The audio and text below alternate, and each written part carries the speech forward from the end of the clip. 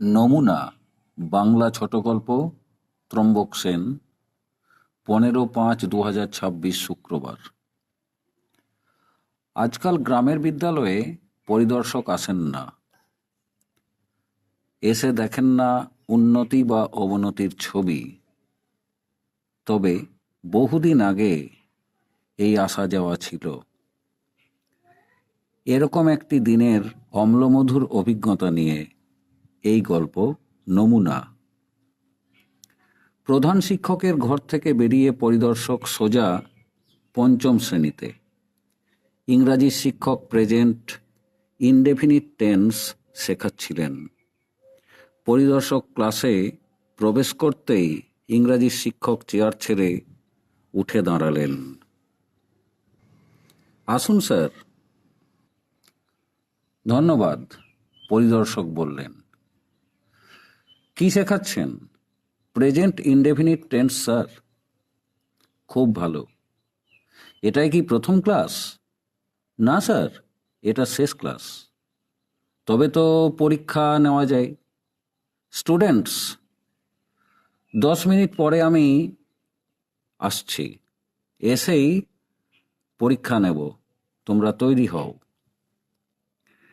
এ class সে class ঘুরে বেরিয়ে পরিদর্শক এলেন পঞ্চম শ্রেণীতে 20 মিনিট পরে। এসেই চক ডাস্টার নিয়ে ব্ল্যাকবোর্ডে লিখে দিলেন প্রশ্ন, এ ও বি মেলাও। এ পাশে লিখলেন 1 নম্বর ম্যান, 2 নম্বর দ্য কাউ, 3 নম্বর দ্য লিচ। বি পাশে লিখলেন A number flies, B number cooks, C number barks.